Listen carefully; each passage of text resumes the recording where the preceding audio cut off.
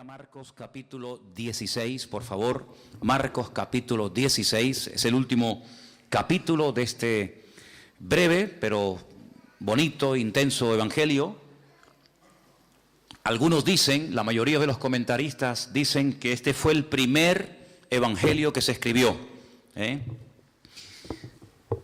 Y tengo que decirles algo, por si algún día lo oyen, o por si algún día alguien les dice esto y te puedes quedar con la boca abierta diciendo, pues yo no sabía eso. No, yo les quiero dar siempre toda la información para que si en algún momento algún listillo te dice esto, que no te quedes con la boca abierta. El Evangelio según San Marcos, según la Biblia que tenemos nosotros, el capítulo 16 tiene 20 versículos, ¿sí o no? Ustedes lo pueden comprobar, solamente es cuestión de agachar un poco la mirada y ustedes dicen, pues mira, sí, Marcos 16 tiene del 1 al 20, empieza relatándonos algo sobre la resurrección, después una serie de apariciones, una a María Magdalena, otra a un par de discípulos, después a todos los discípulos, o por lo menos los que habían quedado, y finalmente la ascensión. En todos los manuscritos del Evangelio según San Marcos, que se conservan hasta el día de hoy, el Evangelio según San Marcos terminaría escrito por Marcos en el versículo 8. Es decir, que el último versículo del Evangelio según San Marcos diría, y ellas se fueron huyendo del sepulcro porque les había tomado temblor y espanto, ni decían nada a nadie porque tenían miedo. Punto. Y ahí termina el Evangelio.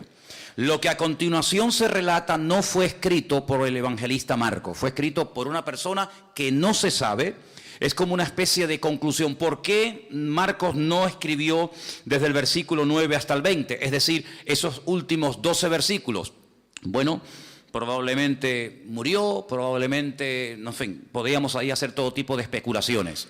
Eso no significa de que los siguientes versículos, que justamente los que vamos a ver esta tarde, no sean bíblicos, no sean inspirados, en absoluto. Sino que es obra de otro copista, es obra de otro autor. El estilo, en castellano no se aprecia mucho, pero en el idioma original se aprecia que el estilo, el lenguaje, desde el capítulo 1, verso 1, hasta el versículo que les acabo de comentar, 16:8, es uno, y a partir del versículo 9 hasta el final es como si fuera otra persona el que escribió el resto del Evangelio. Y es que efectivamente fue así, fue otra persona, no Marcos, sino otro escritor el que escribió, repito, desde el versículo 9 hasta el versículo 20. No es algo que cree ningún problema, sino simplemente a modo de información, por si algún día alguien se lo comenta, pues si no, si yo la sabía, no me estás descubriendo nada nuevo, ya eso ya lo sabíamos nosotros porque ya lo hemos oído en la iglesia.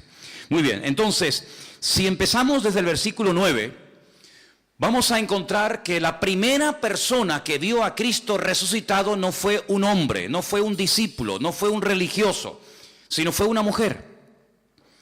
Como yo siempre he dicho, y es lo que creemos y siempre lo seguiremos creyendo porque es así, en la Biblia no hay casualidades, en la Biblia no hay errores, nada sobra, nada falta, todo tiene una razón de ser. Incluso textos, cosas, historias, parábolas, etcétera, que leas y que no entiendas, bueno, el que no lo entienda no significa de que no sea de Dios. Todo siempre tiene una razón de ser. Colores, animales, números, lugares, nombres, etcétera, etcétera. Todo tiene una razón de ser. ¿Por qué el Señor no decidió cuando resucitó, por ejemplo, aparecérsele a la primera persona que fuera un hombre, digamos Juan, el discípulo amado, la persona que más cerca vivió del Señor? Lo podía haber hecho, ¿sí o no? Pero no lo hizo así. O a Pedro, o a Tomás, o a un grupo de discípulos. ¿Por qué a una mujer? Bueno, en aquellos tiempos y durante muchos siglos, el testimonio de una mujer no tenía ningún valor. Ninguno. Cuando se hacía un juicio, si se llamaban a mujeres como testigos, el testimonio de las mujeres en juicio no tenía ninguna credibilidad. No se aceptaba el testimonio de una mujer. Tal vez por eso el Señor dijo, bueno, eso es lo que ustedes dicen. Esas son vuestras tradiciones. Esas son vuestras costumbres y vuestros prejuicios humanos. Pero yo lo voy a hacer al revés de como ustedes lo harían. Porque muchas veces nos creemos en posesión de la verdad. Y muchas veces creemos que incluso hasta parte de nuestras costumbres y parte de nuestra cultura y la forma como adoramos y la forma como hablamos y la forma como vivimos, todo lo que decimos, hacemos está bien y es correcto. Y eso es lo que creían también los judíos de la época, que el testimonio de una mujer no valía nada, en absoluto. Y precisamente el Señor a quien primeramente se le presenta es a una mujer. Teniendo este dato en cuenta, teniendo esta información en cuenta, ahora ustedes pueden entender, en el versículo 10 dice: yendo ella, lo hizo saber a los que habían estado con él, que estaban tristes y llorando. Esta mujer viene con la buena nueva, la primera persona en la historia de la humanidad que predicó el mensaje de la resurrección de Cristo. No fue un hombre, fue una mujer, fue María Magdalena, que dice el versículo anterior, de la cual el Señor había expulsado 7 demonios. En ninguna parte de los evangelios nos dice la Biblia que María Magdalena, como a veces yo he escuchado, era una prostituta. Eso no dice la Biblia, eso no lo dice. Lo que sí dice la Biblia es que tenía serios, gravísimos problemas de tipo espiritual, concretamente 7 demonios. Y a todos el Señor los expulsó. Luego, cuando esta mujer no solamente es liberada, no solamente cambió su vida antes de la crucifixión, sino que ahora encima lo ve resucitado, sale corriendo porque sabe que sus discípulos lo están pasando mal. Dice aquí el versículo 10 que estaban tristes, evidentemente. No era para estar tirando cohetes, no era para estar saltando de alegría. Habían matado a aquel que ellos habían creído que era el verdadero Mesías. Y según ellos, se equivocaron. Tantos años, tantos milagros, tantas maravillas, tantas cosas que hicieron y viajaron y escucharon y vieron, aparentemente no sirvieron para nada. Se volvieron a equivocar otra vez. Y ahora hay que volver a casa. Ahora hay que recoger velas, amigo. Ahora hay que volver a Galilea, ahora hay que volver otra vez a la pesca, ahora hay que volver marcha atrás. Y cuando lleguen al pueblo en Capernaum o en Tiberíades, como muchos de ellos vivían, muchos se reirán diciendo: ves, lo sabíamos que se habían equivocado, que ese hombre sí tenía un carisma tremendo, pero que no era el verdadero Mesías. Y por eso estaban tristes y llorando, porque para ellos había sido una desilusión haber dejado todo para seguir al maestro, y ahora resulta que el maestro está muerto. Pero en medio de este dolor, en medio de esta tristeza, una mujer llega y le dice: no, tranquilos, no pasa nada. Ha resucitado, lo he visto, he estado con él. Pero ahora pueden entender por qué dice que ellos oyeron que vivía, que ella lo había visto, pero dice, no la creyeron. ¿Por qué? Porque ellos tenían en su mente que, por muy verdad que fuera, jamás un judío aceptaría el testimonio de una mujer. Y además, no tenía otro testigo que pudiera corroborar su versión, sino que encima era una sola y encima mujer. Por lo tanto, lo que decía no servía para nada. Seguían en su tristeza, seguían en su desánimo, en su depresión. Y aunque el Señor ya estaba vivo, ellos seguían sufriendo por algo que ya había desaparecido, por un problema que no existía. Pero cuando creemos en una mentira, la mentira nos esclaviza y la mentira nos impide gozarnos en el Señor. El Señor estaba vivo, ya el diablo había sido derrotado, ya había ido a la presencia del Padre, ya se había presentado con sus manos ensangrentadas, ya el precio del pecado estaba comprado, anulado. Pero sin embargo ellos seguían sufriendo por algo que no tenía ningún sentido, seguir sufriendo y seguir llorando. Entonces el Señor dice: muy bien, no habéis creído al testimonio de una mujer porque vuestros prejuicios son tan tremendos que os impiden aceptar el testimonio de María Magdalena, cuando es una de las mujeres más fieles que ha tenido el Señor durante su ministerio. Muy bien, vamos a hacerlo de una manera diferente, a ver si ahora creéis y aceptáis el testimonio. Versículo 12. Pero después se apareció en otra forma a 2, ya no a 1, sino a 2, no 2 mujeres, sino a 2 de ellos. ¿No vais a hacer caso a las mujeres? Muy bien, ahora voy a tomar a 2 de ustedes, hombres, y si no creéis a uno, tenéis que creer al otro. Ellos iban caminando, yendo por el camino. En otra parte dice que iban por un camino llamado Emaús. Ellos fueron y le hicieron saber a los otros, y ni aún a ellos creyeron. Entonces ya no es problema de que era una mujer sola. Ya no es problema de que son solamente 2 hombres. Es problema de que no queréis creer. Ya no es problema de que no, es que nos habló una mujer y nosotros no podemos aceptar el testimonio de una mujer. No. Tu problema no es ese. Tu problema es que tú te niegas a cambiar. Tu problema es que tú no aceptas ni mujeres ni hombres, aunque sean 1000 los que vengan a dar testimonio. Ustedes se han cerrado en banda y ustedes bajo ningún concepto van a aceptar el testimonio de nadie. Fíjate hasta qué punto estaban endurecidos, que ahora lo vamos a ver, que en una ocasión uno de sus discípulos, no uno de la calle, no un enemigo del Señor que los tenía, sino uno de ellos dijo: hasta que no lo vea, hasta que no lo toque, no voy a creer. Así que a mí me podéis dar testimonios, a mí me podéis dar estudios, a mí me podéis dar todas las palabras que queráis, hasta que yo no toque, hasta que yo no meta mi dedo en su costado y vea sus heridas y yo lo vea, yo no voy a creer. Ahora pueden entender en el versículo 14, cuando dice finalmente, no habéis aceptado el testimonio de María Magdalena porque decís que es mujer. Bien, tampoco habéis aceptado el testimonio de 2 de vosotros. Muy bien, finalmente se apareció a los 11 mismos.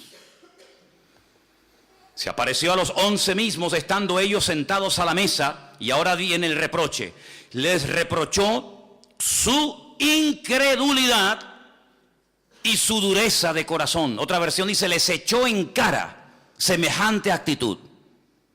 Si creen ustedes que una actitud de desobediencia o de incredulidad pasa desapercibida ante los ojos del Señor, nada más lejos de la realidad. Dudar de las palabras, dudar de lo que Dios ha dicho, cuestionar su resurrección. Dice que les reprochó su dureza de corazón y su incredulidad. Ahora vuelvo a repetir, no estamos hablando de escribas y fariseos incrédulos que siempre estaban buscándole las 4 patas al gato y tratando de desprestigiar y de desacreditar al Señor o a sus discípulos o a sus milagros. Incluso a veces veían milagros y decían: bueno, esto lo hizo el príncipe de las tinieblas, Belcebú.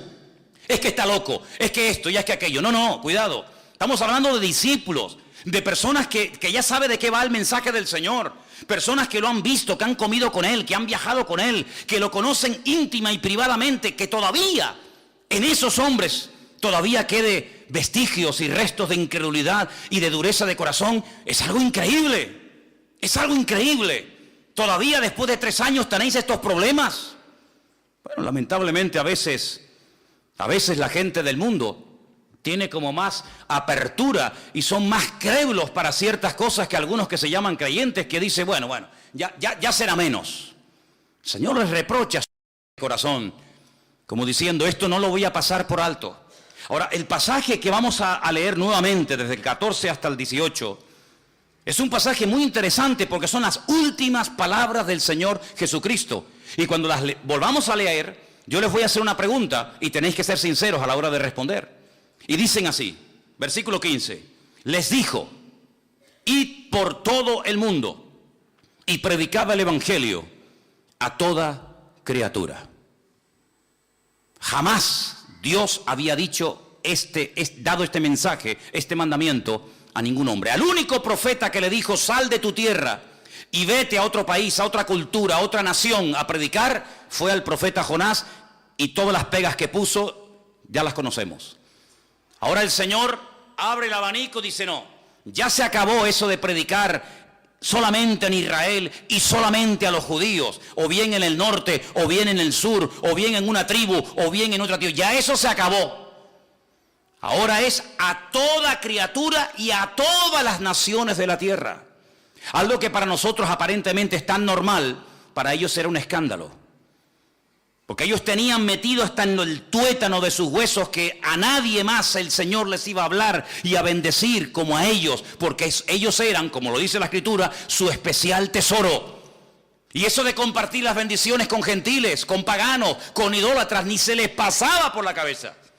Pero ahora el Señor les dice: tenéis que ir por todas las naciones de la tierra predicando el evangelio. El que creyere y fuere bautizado será salvo, mas el que no creyere será condenado. Y ahora viene algo muy interesante a partir del versículo 17 y 18 que dice: y estas señales, no dice señales seguirán, porque claro, se dice señales y no especifica qué tipo de señales. Tendríamos que aceptar todo tipo de señales como de parte del Señor. Y para que no caigamos en el error de abrirnos a todo, ni cerrarnos a todo, el Señor dice estas señales, como diciendo, no son todo tipo de señales. Alguien dijo en una ocasión, bueno hermano, pero el Señor dijo en una ocasión que señales o cosas más grandes que el Señor haríamos. Sí, en cantidad, pero no en diversidad. Jamás le vamos a ganar al Señor absolutamente en nada. Lo que Él no hizo, tampoco te va a permitir a ti la oportunidad de poder hacerlo tú.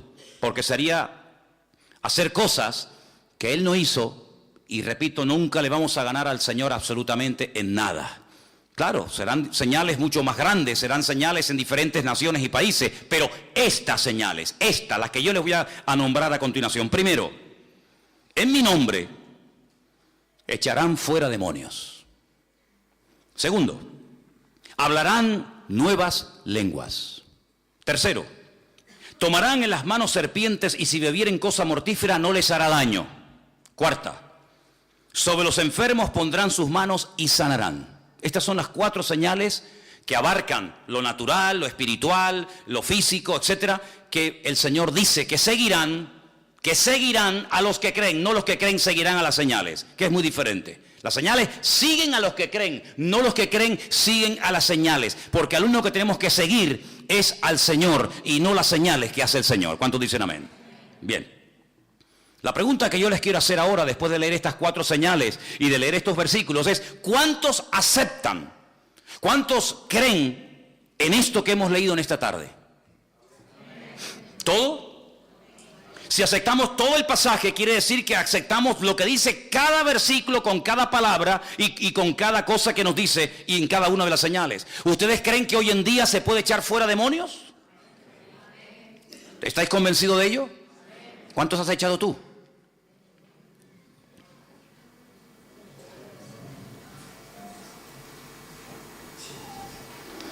¿Tú crees que hoy en día una persona puede hablar en otras lenguas? ¿O en lenguas nuevas, como dice aquí? Entonces, ¿por qué no hablas tú nuevas lenguas? ¿Tú crees que hay una protección espiritual y no es literal, que ahora me voy a tomar un litro de lejía delante de vosotros para que veáis que no me pasa absolutamente nada? Quiero decirles que aunque os resulte sorprendente o incluso hasta os puede dar la risa, en el sur de Italia, estoy pensando en Italia. En el sur de los Estados Unidos hay una zona que se llama The Veil of God, que el cinturón de Dios, que es donde por metro cuadrado hay más iglesias evangélicas de todas las naciones del mundo. Es una detrás de otra, una detrás de otra, una detrás de otra, una detrás de otra. Y en muchas de esas congregaciones, no en todas, en muchas de esas congregaciones hay una reunión, un culto, que es una de las más importantes de la semana y consiste en llevar cajas llenas de serpientes de cascabel. Y las sueltan en la iglesia. Y la gente las coge, los niños juegan. Llévale unas cuantitas a los niños de la escuela dominical para que se entretengan. Toma, dale a Luquier una.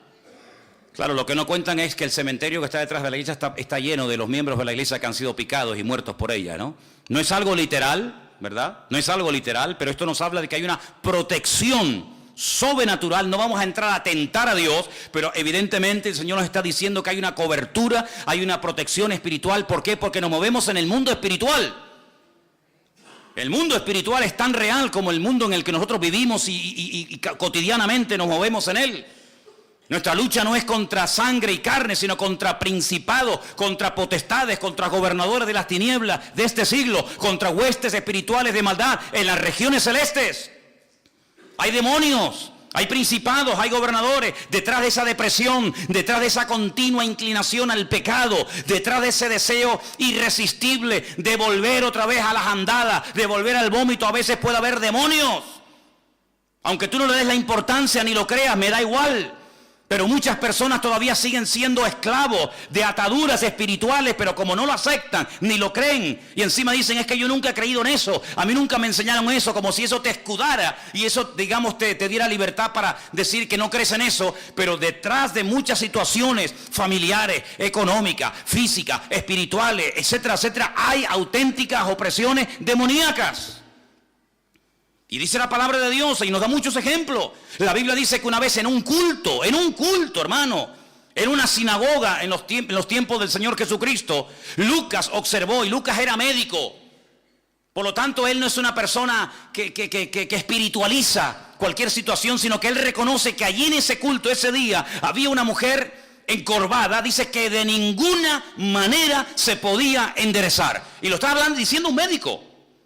De ninguna manera se podía enderezar.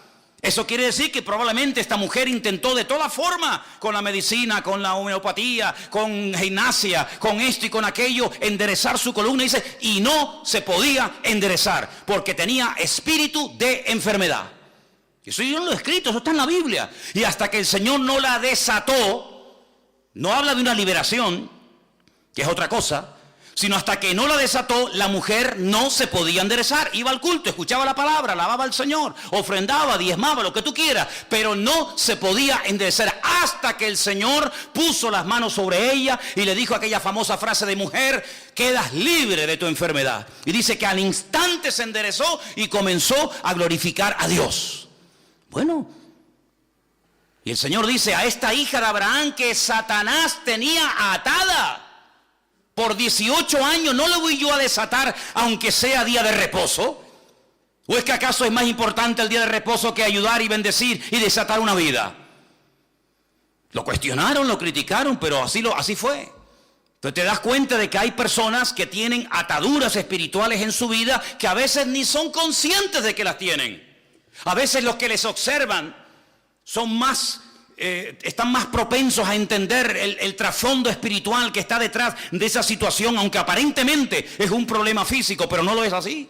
Y eso está en la palabra de Dios. La Biblia nos enseña que cuando Pablo iba al río donde había un culto de oración, porque había muy pocos judíos en la ciudad donde vivía una tal Lidia, la Biblia nos enseña que una joven, una chica salía y aparentemente le hacía una publicidad maravillosa al apóstol Pablo y a Silas que iba con él. Estos son siervos del Dios Altísimo.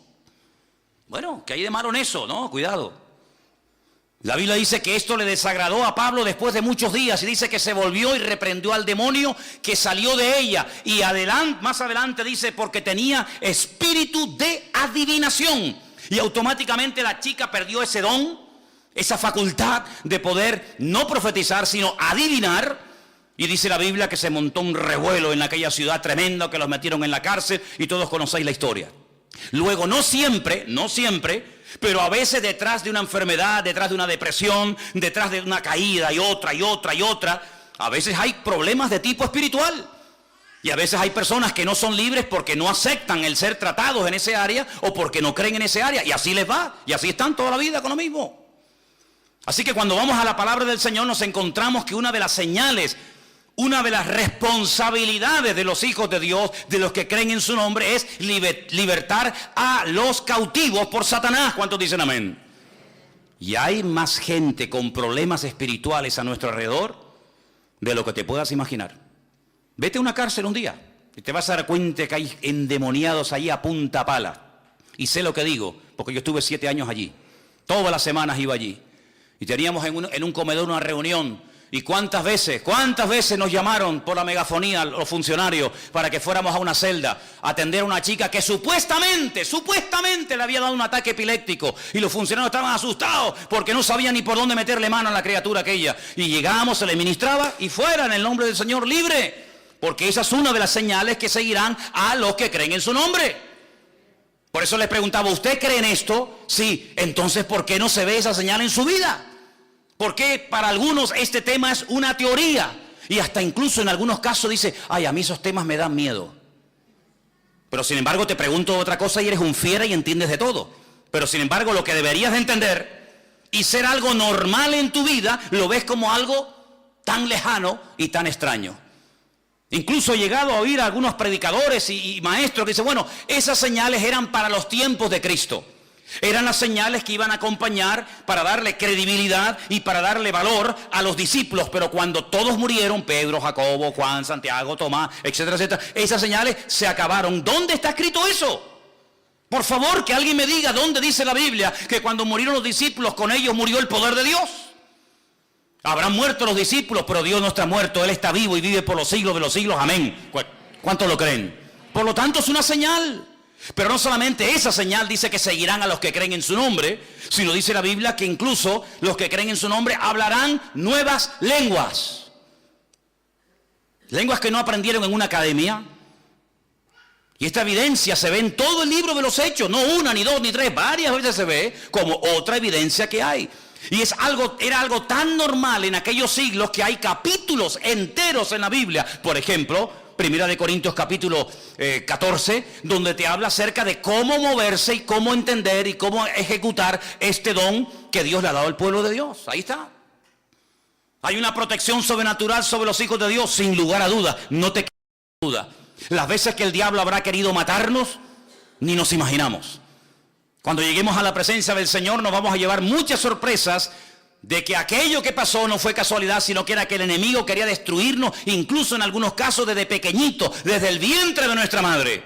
Pero el Señor nos protegió y el Señor siempre estuvo cuidándonos. Y no nos dimos cuenta, pero algún día el Señor nos pondrá la película de nuestra vida y nos vamos a dar cuenta de muchas cosas maravillosas que ocurrieron en el mundo espiritual y que el Señor nos protegió de ellas, incluso hasta de la misma muerte.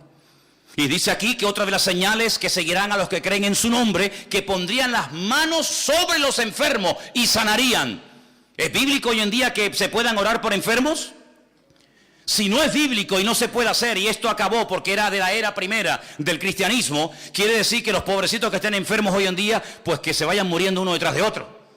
Sin embargo, en esta iglesia ya aceptamos como algo normal el que en un culto, como por ejemplo el jueves, 2 personas hayan contado auténticos milagros de cómo el Señor ha obrado en sus vidas, y una hermana, como contaba el jueves, no perdió su vista cuando le decían que iba a ser vaciado su ojo y la cuenca iba a quedar sola. Y también el otro testimonio también del jueves, ¿qué era el de Maxi también, cómo Dios protege. Entonces, nuestro Dios no ha cambiado. ¿Quién ha cambiado entonces? ¿La Biblia? No, sigue siendo la misma. Si Dios no ha cambiado, si la Biblia es la misma, si el Evangelio es el mismo, ¿por qué a veces hay creyentes que no levantan cabeza? Creyentes, acabo de decir, y no me equivoqué. Creyentes, familias de creyentes, que siempre están, cuando no es una cosa, es otra. Cuando no es una duda, es un dolor. Cuando no es un dolor, es una enfermedad. Cuando no es una enfermedad, es una depresión. Y yo digo, no es atractivo el cristianismo que muchos viven. El cristianismo que vivimos nosotros tiene que ser atractivo. La gente tiene que tenernos envidia a nosotros, y no nosotros envidia de ellos. Nuestra vida tiene que ser de tal manera que lo sobrenatural tiene que ser lo normal. ¿Cuántos dicen amén? Lo normal. La paz, el gozo, la bendición. Eso tiene que ser lo normal en la vida de un hijo de Dios. Por eso yo preguntaba, ¿ustedes creen que estas señales siguen en vigor hoy en día? Pero todo empieza, no con las señales, sino con un imperativo. Id por todo el mundo y predicad, ¿qué? El Evangelio. Nunca le dijo el Señor a Isaías, a Moisés, a Abraham o a cualquier personaje de la antigüedad, vayan por todas las naciones predicando. No. Era como una especie de pueblo hermético, donde ellos sabían lo que habían recibido, pero en muy pocas ocasiones no le hacía ninguna gracia, créanme, no le hacía ninguna gracia el abrirse y compartir las bendiciones y el conocimiento de la palabra de Dios con otras gentes. Miren cómo trató, por ejemplo, Eliseo a Naamán. No le hizo ni caso. No le hizo ni caso. Lo cual no fue bueno, lo cual no fue correcto. Que Dios obrara y que hiciera un milagro, gloria a Dios. Pero no es correcto que un hombre venga pidiendo ayuda y no vayas ni a la puerta a decirle buenas tardes, bienvenido. Pero era la forma normal. El mismísimo Señor Jesucristo, durante un tiempo en su ministerio, él dijo, yo he venido a las ovejas perdidas de la casa de Israel. Y cuando manda a sus discípulos delante de él, hay una orden que a veces no se percata la gente que la dio, pero dice, no vayáis por caminos ni por ciudades de gentiles. Porque ahora no es el momento de entrar en confrontación con gentiles. Llegará el momento cuando tendréis que ir por todas las naciones, pero ahora yo he venido a algo concreto y específico. Dice, a lo suyo vino y los suyos no le recibieron. Una mujer que no era judía, tenía una hija con problemas de tipo espiritual. Ella sabía que su religión iba a ser inútil la ayuda. Y ella insistía. Y el Señor se le queda mirando y le dice, oye, no está bien que yo coja un pan y se lo dé a un perro. ¿Cómo? ¿Qué le acabas de llamar? ¿Perro? ¿Sí? Si no está bien que yo coja el pan de los hijos y se lo dé a una perra. Y la mujer dijo, sí, tienes razón. No es normal que se coja un pan, un plato de comida que es para los hijos y se le dé a los perros. pero también los perros tenemos derecho a comer, aunque sea una migaja. No se ofende porque para ella era normal el trato de desprecio, el trato de rechazo. No era el momento para entrar en territorio gentil, eso sería para otro momento de la historia. Ella acepta, pero ella dice, bueno, pero por lo menos atiéndeme, hame algo, tírame aunque sea un hueso. Y el Señor le dice, tu hija ha sido liberada en este mismo momento. ¿Qué te parece, amigo? Cuando él se va a tierra de los Gadarenos, tierra que no pertenecía al pueblo de Israel, y allí lo expulsan, allí lo echan, porque dice la Biblia que él echó fuera demonios de la vida de un hombre llamado el endemoniado Gadareno, y aquella piara de cerdos se precipitó en el mar de Galilea. La Biblia dice que salieron los habitantes y le dijeron, vete de aquí, fuera, si no llevas ni 5 minutos ya se han muerto 2000 cerdos, este hombre lo tenemos aquí un día entero y nos destruye el pueblo, vete de aquí. El Señor no discutió, el Señor no dijo, no, yo de aquí no me voy, sino el Señor dijo, muy bien, yo me voy, pero tú que estás empeñado en venir detrás de mí y en ser un discípulo mío, no te lo voy a permitir, sino quédate aquí y vete por las calles, vete por la ciudad de los Gadarenos y cuéntale cuán grandes cosas ha hecho el Señor contigo. Dejó ahí una luz, dejó ahí un testimonio. Ahora, ese tiempo en el cual solamente a ellos se les hablaba, solamente a ellos se les aparecía el Señor o el Señor les daba revelación, ese tiempo se acabó, amigo. Ya no estamos en ese tiempo, ahora hay un imperativo, ahora hay una orden, ahí la tenéis. Id por todo el mundo y predicad el Evangelio. La pregunta es, ¿y qué es el Evangelio? Porque si la orden es predicar el Evangelio a toda criatura, y ahí vi otras fotos, ¿verdad? Pues, ¿qué es el Evangelio? Porque todos los que son creyentes tenéis que saber alcanzar a todo ese tipo de personas, de razas, de tribus, de pueblos, de naciones, porque es una orden, es un imperativo, es un mandato del Señor a todas las naciones de la tierra, predicar el Evangelio. ¿Usted sabe predicar el Evangelio? ¿Sabe lo que es el Evangelio? ¿Qué es el Evangelio? Ven a mi iglesia, te invito el domingo a la tarde, toma una tarjetita y escucha al pastor. Eso no es el Evangelio, eso es una invitación. ¿El Evangelio qué es? Quítese esto del cuello, quítese aquello, quítese tal, quítese de cual y venga a mi iglesia. Eso no es el Evangelio. Hay gente que no saben evangelizar y llevan toda la vida en la iglesia. Es más, hay creyentes que son unos pesados cuando hablan del Señor. Son unos auténticos palizas. Porque hablan y hablan y hablan y hablan y hablan y hablan y hablan, pero no predican el Evangelio, porque no saben ni siquiera lo que es el Evangelio. Cuentan su testimonio, cuentan su vida, cuentan que le pasó esto, cuentan que le pasó lo otro, que llore un día y no sé qué, pero que eso no es el Evangelio, hermano y hermana, que eso no es el Evangelio. ¿Qué es el Evangelio? Contar su vida, sus problemas, cómo el Señor... No, eso no es el Evangelio, son testimonios, son experiencias personales, pero muy poca gente, créanme, sabe predicar el Evangelio. No saben hacerlo, porque en el fondo dice, bueno, ¿el Evangelio qué es? El Evangelio es una buena nueva, es una noticia que consiste en 3 elementos fundamentales. Si usted cuando predica el Evangelio no cuenta, no dice, no comparte estas 3 cosas, usted no está predicando el Evangelio. Usted está hablando del Señor, pero no está evangelizando. En todo mensaje evangelístico, en todo acto que usted haga para predicar el Evangelio, tiene que hablar sí o sí de la muerte de nuestro Señor Jesucristo. Pero la muerte, ¿por qué? ¿Por qué tuvo que morir Jesús? Si no murió de viejo, no murió de un infarto, sino que murió porque puso su vida voluntariamente para morir. ¿Por qué tuvo que morir? ¿Y por qué de esa manera tan cruel? Por una sencilla razón. Porque cuando Dios creó al hombre en el principio, lo creó sin pecado, lo creó sin mancha, lo creó inocente, lo creó con la libertad de poder acercarse y hablar con su Creador en cualquier momento y a cualquier hora y en cualquier lugar. Pero eso se acabó. Se desconectó el hombre de Dios por el pecado. Satanás vino, tentó al hombre, tentó a la mujer. Los dos cayeron, los dos se desconectaron de Dios. Los dos salieron del gobierno, de la protección de Dios. Y ya no podía hablar el hombre directamente con Dios. Ahora había que presentar sacrificios ¿de qué? ¿De qué? De animales. De animales. ¿Qué pinta un animal en mi relación con Dios? Es que cada vez que vayas y mates un animal, y cada vez que veas la sangre de ese animal derramado, número 1, tienes que entender que sin sangre sin derramamiento de sangre no hay remisión de pecados. La única forma de que el pecado se borre es con sangre. Pero si los animales no borran el pecado, ¿para qué derramar sangre de animales? Es como una pérdida de tiempo, no. Es simplemente una preparación para que cuando se derrame su sangre, que es la única que puede perdonar nuestros pecados, la sangre de Cristo, estéis preparados y sepáis de qué va el tema. Segundo, cuando sacrifiquen un animal, quiero que entiendan que tu parte animal, tu parte carnal es la que ha salido a flote y te ha desconectado de la presencia de Dios. Te has comportado como una auténtica bestia, te has comportado como un animal, y ese pobrecito animal inocente, cordero, oveja o lo que sea, ese animal está cumpliendo un papel sustitutorio, está muriendo en tu lugar, pero no sirve de nada porque la sangre de los toros y de los machos cabríos no puede perdonar los pecados. Es simplemente prepararte psicológicamente, mentalmente, para que cuando se derrame, cuando se ejecute el verdadero sacrificio que es el de Cristo, el Cordero de Dios, que quita el pecado del mundo, lo entienda y no te quedes con la boca abierta diciendo, ¿y esto de qué va?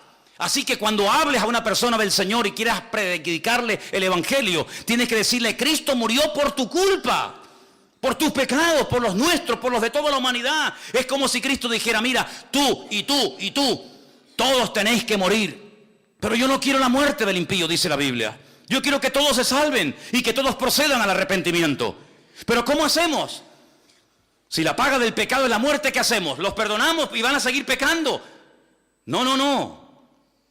Yo lo que voy a hacer es ocupar vuestro lugar. Que mi Padre se desahogue conmigo y que derrame toda vuestra culpabilidad sobre mí. Y yo moriré por todos los crímenes, por todas las injusticias, por todas las barbaridades que se han cometido, que Dios me eche la culpa a mí. Y yo moriré por toda la raza humana, por los que murieron, por los que viven y por los que aún vivirán en el futuro. Yo voy a hacer un sacrificio una vez y para siempre. Bien, imagínate que la gente no entiende que Cristo murió por los pecados del pecador, que Cristo murió por nosotros. Pero murió. ¿Y ahora qué hacemos? La segunda parte. Hay que hablar de que la muerte no acabó con el Señor. La muerte no fue el fin, la muerte fue el principio. ¿Por qué? Porque la muerte dio paso a la resurrección. ¿Cuántos dicen amén? Porque sin resurrección no hay esperanza. Porque estamos creyendo en un muerto. Y los muertos, dice la Biblia, no tienen poder ni para hacer bien ni para hacer mal. Por eso la gente cuando consulta a los muertos se equivocan. La Biblia dice, no busques entre los muertos al que vive, porque Él ha resucitado. Si Cristo no resucitó, vana es nuestra fe. Y los que murieron creyendo que resucitarían, tampoco resucitarán. Porque si Cristo no resucitó, nadie tampoco resucitará. Luego Él murió, gloria a Dios por eso. Pero Él resucitó al tercer día. Bueno, gloria a Dios, está vivo. Pero ¿dónde está? Yo quiero verlo, yo quiero conocerlo. Yo he creído en Él. La tercera parte del Evangelio es que el que murió y resucitó al tercer día y nos llevará a su presencia y estaremos por la eternidad con Él. Eso es el Evangelio. El Evangelio no es contar que me dolía aquí y lloré y el Señor me sanó. Ese es su testimonio, hermano y hermana. Esa es su experiencia personal, pero eso no es Evangelio. Esa es su experiencia. Y hay gente que comparte y bombardea a los demás con sus experiencias, con sus testimonios, pero no evangelizan. Y aquí de lo que se trata no es hablar de usted. Aquí de lo que se trata es de hablar de Él. Porque si hablamos de usted, la gente se puede quedar sorprendida. Pero si hablamos de Él, dice la Biblia que el Espíritu Santo tomará esa palabra, convencerá al pecador de su pecado y aceptará la verdad que es en Cristo Jesús, Señor nuestro. ¿Cuántos dicen amén? Por eso el Evangelio es la orden que tenemos todos de predicar. ¿A quién? A todo el mundo. A los de ISIS, a los del Daesh, que cortan cabezas a diestra y a siniestra, a los que violan niños. ¿A ellos sí o no? Porque dice la Biblia, ¿cómo creerán si no hay quien les predique? A los caníbales, sí, hermanos, también fueron en otros tiempos predicadores y misioneros a Guinea, Papúa y a otras partes del mundo a predicarle a los caníbales, y muchos se convirtieron, y también hay que decirlo, muchos misioneros perdieron la vida. Y no sé si ustedes saben aquel caso famoso de aquellos misioneros que fueron a esas islas del Pacífico y fueron devorados por aquellos caníbales. Pero tiempo más tarde esos caníbales se convirtieron al Señor. Y los hijos de aquellos que habían sido asesinados volvieron a aquellas islas y bautizaron y se abrazaron con aquellos que se habían comido a sus padres y a sus antepasados. ¿Por qué? Porque el Evangelio tiene un poder transformador de tal manera que puede ser una persona que entendió el Evangelio y aceptó a Cristo. Las cosas viejas pasaron y aquí todo es hecho nuevo. El Evangelio tiene que cambiar nuestra forma de hablar, nuestra forma de pensar, nuestra forma de vivir, en algunos casos también hasta nuestra forma de vestir. El Evangelio es una revolución por dentro y por fuera. ¿Cuántos dicen amén? Dice la Biblia que el que dice que aceptó a Cristo, que entendió el Evangelio y sigue pecando, no ha entendido nada, porque el Evangelio es cambio total, absoluto y radical. Y algunos dicen, bueno, vamos cambiando poco a poco. ¿Quién se dejaría de envenenar poco a poco? El pecado no se puede dejar poco a poco, porque el pecado tiene un poder tan impresionante de destrucción. Es una atadura tan envolvente que como tú quieras dejar de fumar poco a poco, de drogarte poco a poco, de mentir poco a poco, de dejar de prostituirte poco a poco, jamás serás libre, porque el pecado no se puede dejar poco a poco. Hay que ser radical, pero es que no puedo. Gloria a Dios, ha llegado al punto preciso, amigo. Pero tengo una buena nueva que darte en esta tarde. Todo lo puedes en Cristo, que te fortalece. Es decir, si es verdad que dice la Biblia que todo lo puedo en Cristo que me fortalece, si es verdad las promesas del Señor, quiere decir que cuando yo sigo pecando y cayendo en lo mismo, no es porque yo sea una víctima, un pobre desgraciado, que no tengo poder y autoridad, no, sino es porque en el fondo de tu corazón tú no has interiorizado las verdades de aquel que te llamó de las tinieblas a su luz admirable, porque hay libertad total y plena en nombre del Señor, y no tienes que vivir con temor, y si caigo otra vez, y si peco otra vez, ni se me pasa por la cabeza, porque en Cristo soy una nueva criatura, y Él me fortalece y me ayuda, y no soy ahora la víctima es Él. El diablo me tiene temor a mí, el diablo es el que tiene que huir de mí. ¿Por qué? Porque mayor es el que está en mí que el que viene contra mí. Dale un aplauso al Señor y dile, gloria a Dios, soy vencedor en el nombre de Jesús. Bendito sea Dios, bendito sea el Señor.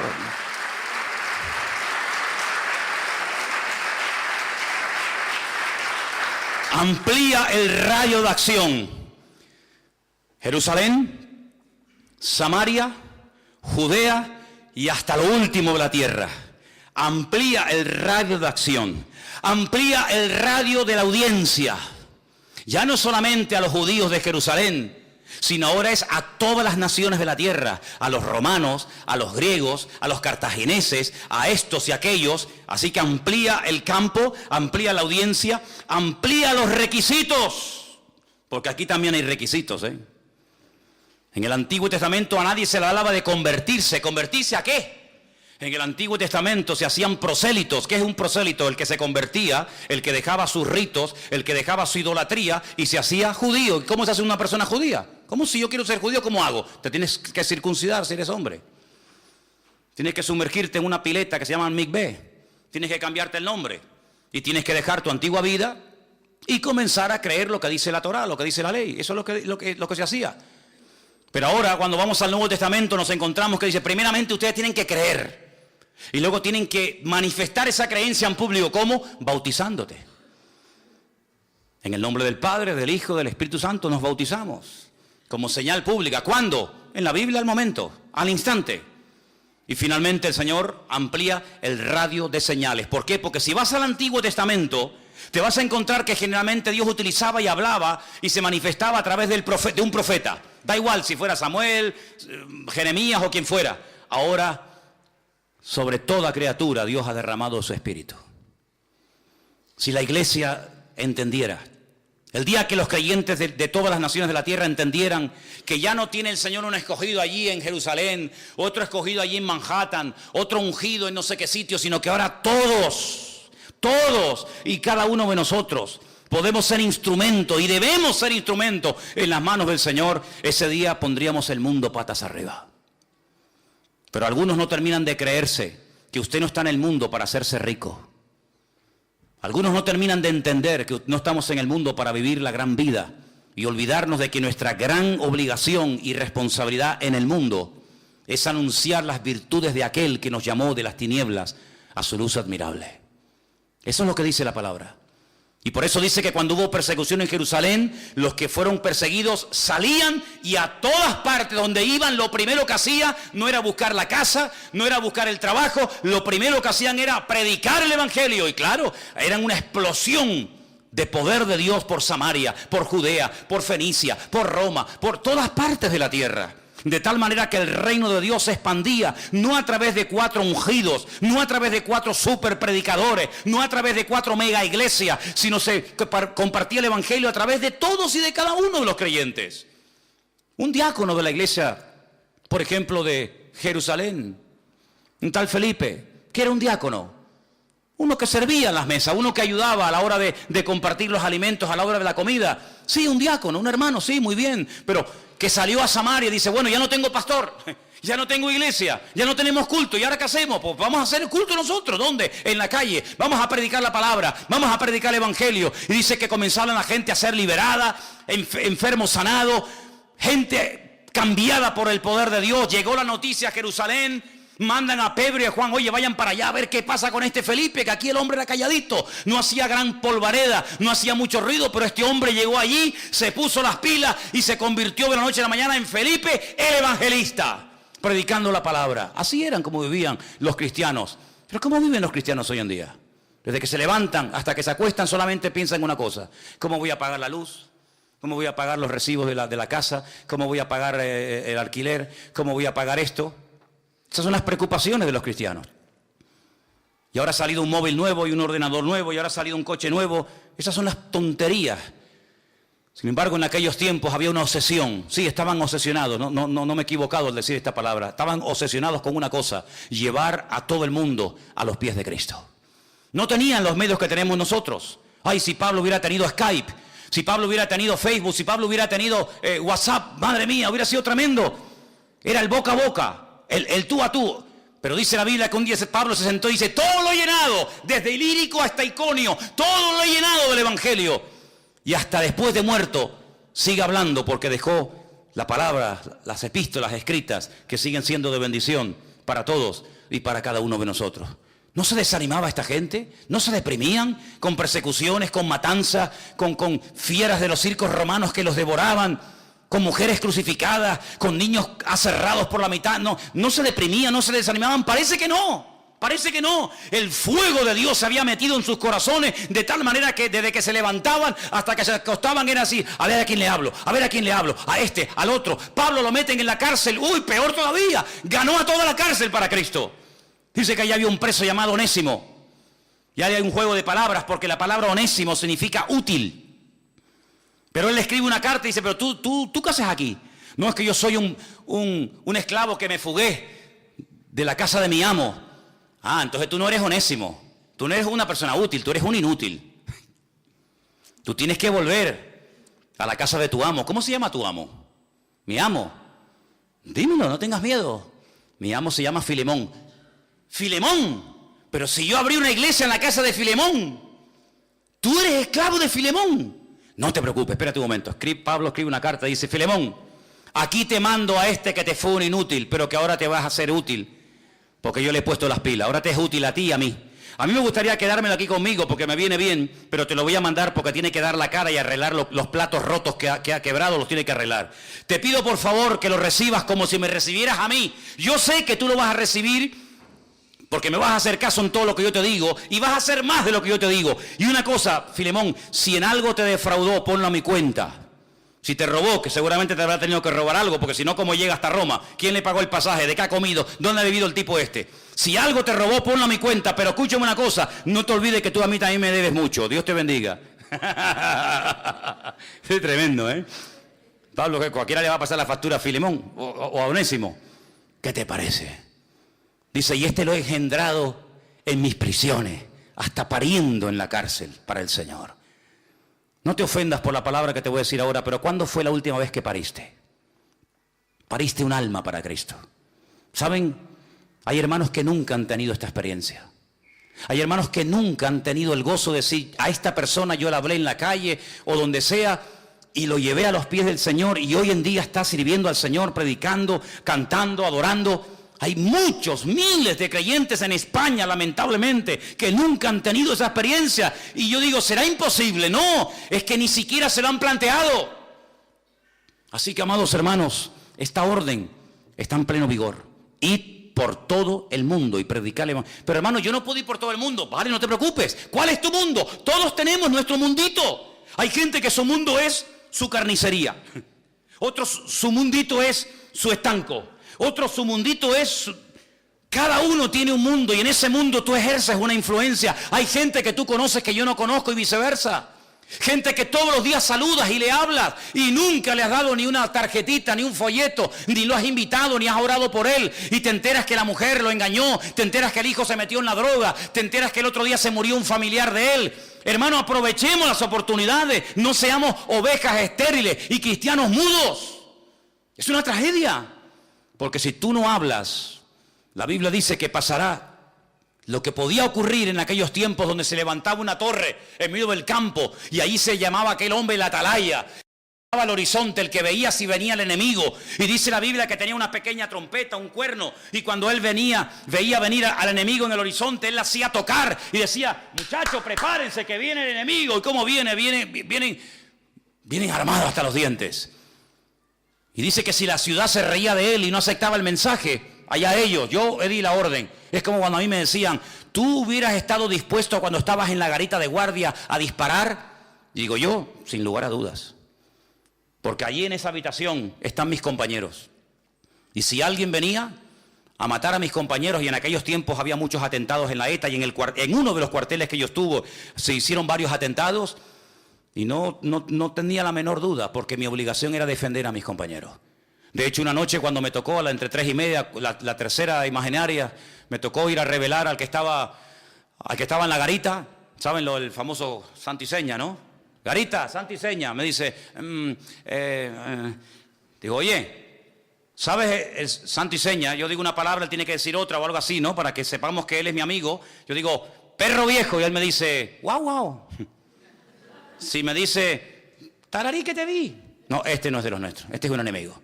Yo le dije, Garita, santo y seña. Es que no me acuerdo. Santo y seña, no me acuerdo. Dice así, ¡rac! Cargué el seme, lo metí así. Y le dije, o me lo das al amigo o te disparas bien. Se hizo todo encima el pobrecito. No, en serio, ¿eh? Y me dijo, caballo blanco. No sé lo que era.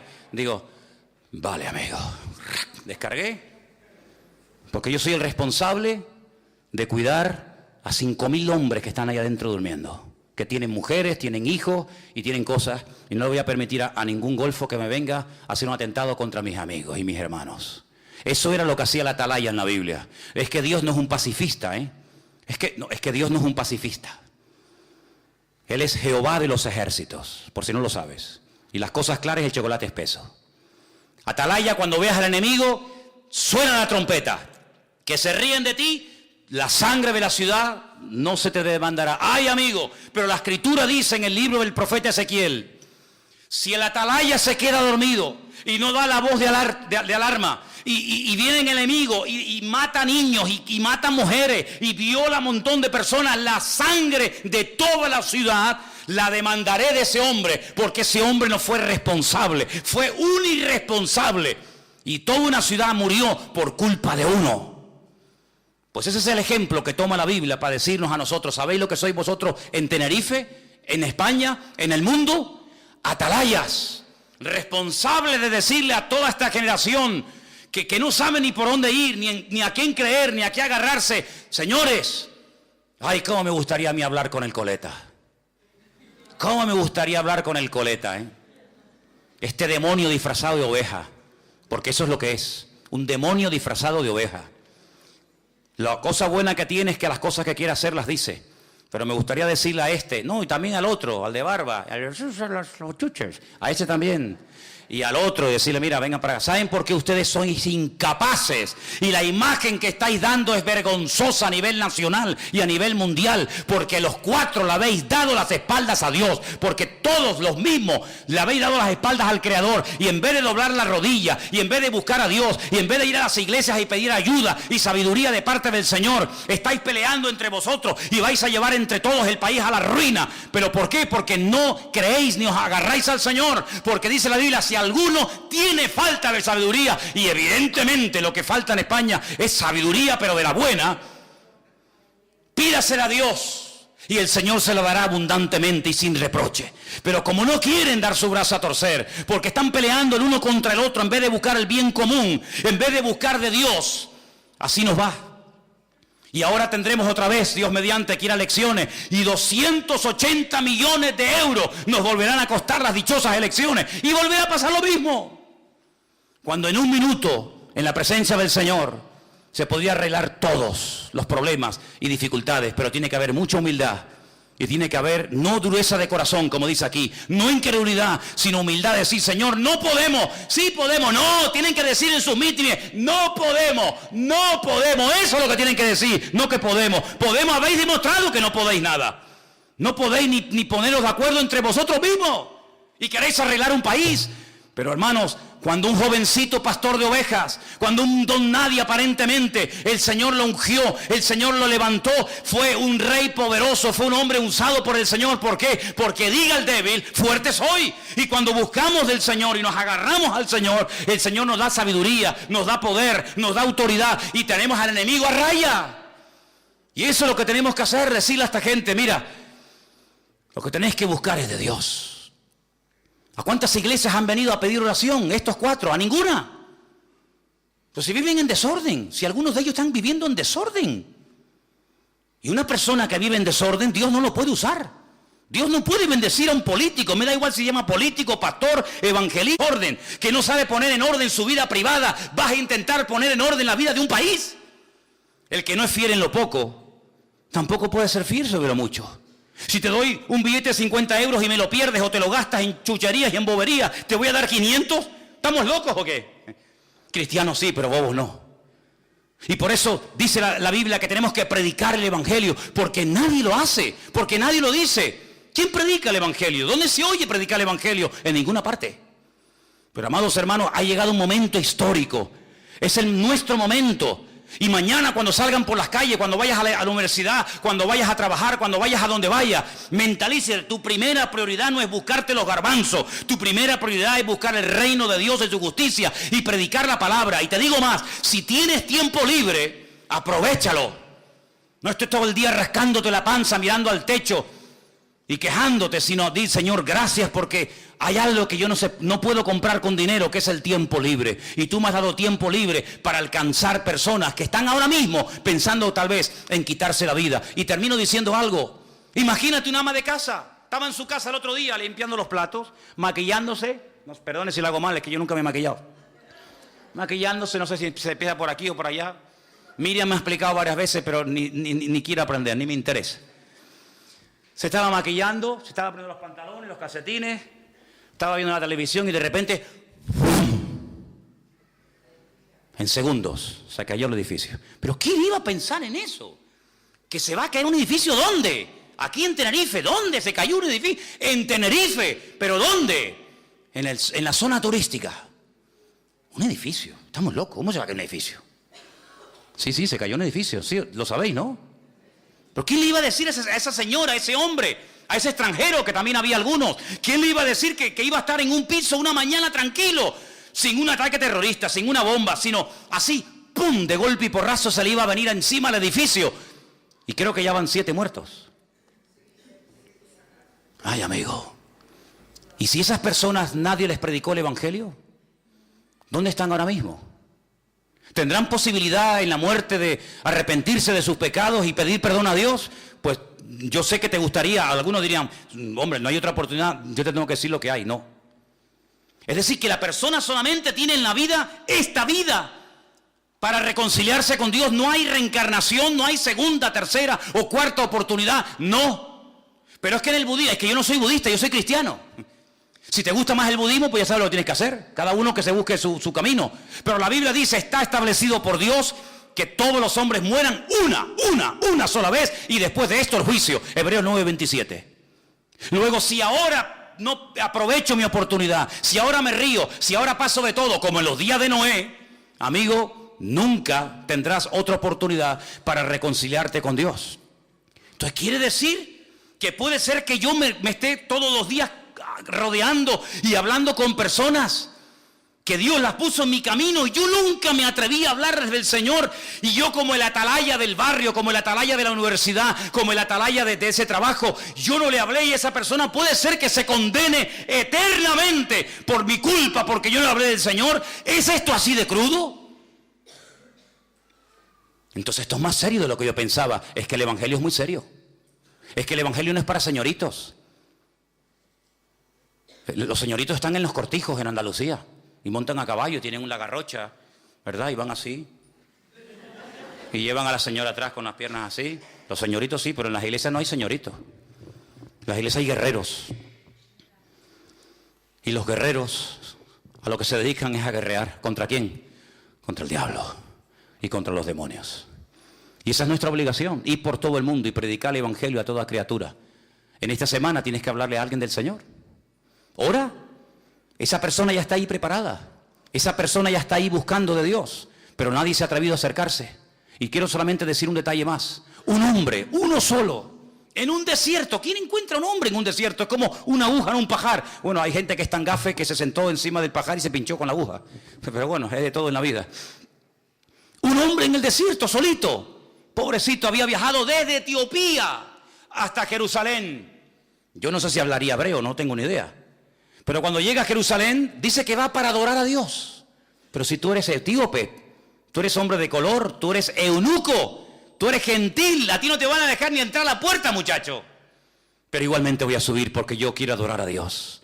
Yo no sé cómo hizo, pero seguramente pagando una inmensa cantidad de dinero logró comprar un trocito del pergamino del profeta Isaías. Mira qué bueno, el capítulo 53. Todo el libro no, porque no, pero un trocito. Y cuando volvía leyéndolo. Yo no sé si es porque no entendía muy bien el hebreo o por lo que fuera. Dice que leía y no entendía nada. Y de repente el Señor le dice a Felipe, aquel que les acabo de comentar que estaba en Samaria, en medio de una vorágine, una campaña alucinante: Felipe, vete al desierto. Y no dice, yo ahora no puedo ir. A ver, ahora al desierto. ¿Y al desierto para qué? No puedo ir mañana. ¿Y por qué tengo que ir yo? ¿Por qué no mandas a este? Además, al desierto, yo me acabo de comprar una casita ahora. Yo no voy a ir al desierto ahora, más a mí el calor me mata. Allí se va Felipe, el obediente, al desierto, en obediencia. Nunca te vas a equivocar por obedecer al Señor.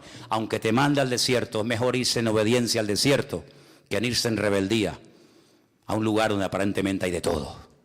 Y dice que de repente ve que viene un carromato a lo lejos de un hombre. Claro, él sabe perfectamente lo que está leyendo, porque este es convertido, este es judío, este sabe. Y oye, como cordero fue llevado al matadero y no se le hizo justicia y tal. Dice, ay, está leyendo el profeta Isaías, el capítulo más mesiánico de toda la Biblia. Fíjate qué mesiánico es, que hasta el día de hoy en muchas sinagogas se prohíbe leer ese capítulo, porque es demasiado mesiánico. No lo dejan leer. Porque el que lea ese capítulo o tienes que ser cabezón o te conviertes sí o sí. Tú entiendes lo que lees y le dice el etíope, ¿y cómo voy a entender esto si no hay alguien que me lo explique? Te puedes subir al carro y me vas explicando de lo que habla, si habla del mismo, si habla de otro hombre, y dice, venga, ahora mismo, estuvieron viajando no sé cuántos días, calor abrasador terrible.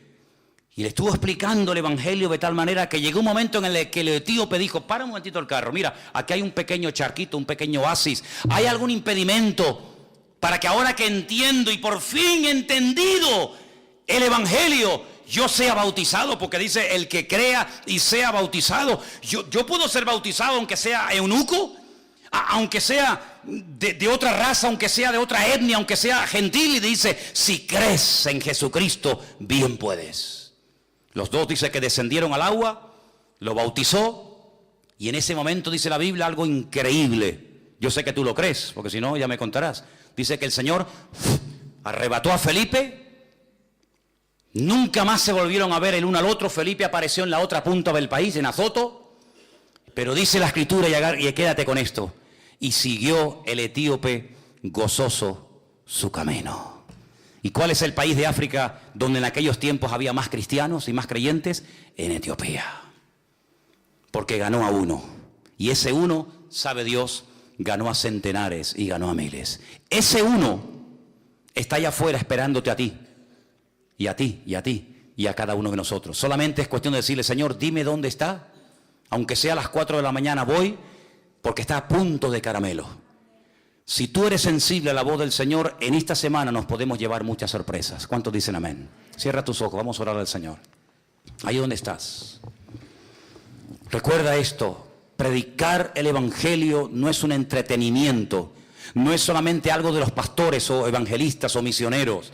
Predicar el Evangelio es un deber, es una responsabilidad de todo creyente. Y más fácil imposible. ¿A quién? A todo el mundo. ¿Dónde? En cualquier parte. ¿A qué hora? Cualquiera.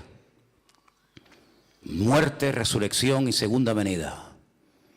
Y al final le dices a la persona, ¿crees que Jesucristo murió, resucitó de la muerte al tercer día y lo quieres confesar con tus labios? Si lo hace, dice, será salvo. Así de fácil, así de fácil. Somos nosotros los que hemos complicado las cosas. Pero es así de fácil. El Señor nos da a todos la oportunidad y el privilegio de poder llevar almas a los pies de Cristo. Bendito sea tu nombre, Dios. Santo, te damos gracias en esta tarde, Padre, porque no solamente sabemos que hay que hacerlo, sino que además tenemos el gran privilegio de saber que si lo hago, hay señales que acompañarán la exposición de tu palabra. Y a veces no hemos visto más señales porque al no predicar el Evangelio, ¿para qué queremos las señales? Pero cuando se expone la palabra, cuando se predica el Evangelio, las señales avalan el mensaje. Bendito sea tu nombre. Y pedimos, Señor, que pongas en nuestros corazones el fuego de Dios, el fuego santo de Dios, para ganar almas y tener el honor de poder parir y llevar personas inconversas al conocimiento de la verdad. Gracias te damos, Señor. Danos mucha sabiduría para que podamos, Señor, cumplir con nuestra gran comisión, la gran misión, el gran mandamiento dado por el Señor a toda la iglesia. Ganar el mundo para Él. Aleluya. Quita todo temor, toda timidez, toda vergüenza de nuestros corazones y ayúdanos, Señor, a cumplir con nuestra misión en estos tiempos difíciles, pero tan necesarios, y donde vamos a aprovechar toda oportunidad que se nos presente para hablar de ti, Señor. Gracias te damos, Padre, en el nombre bendito de Jesús. Amén.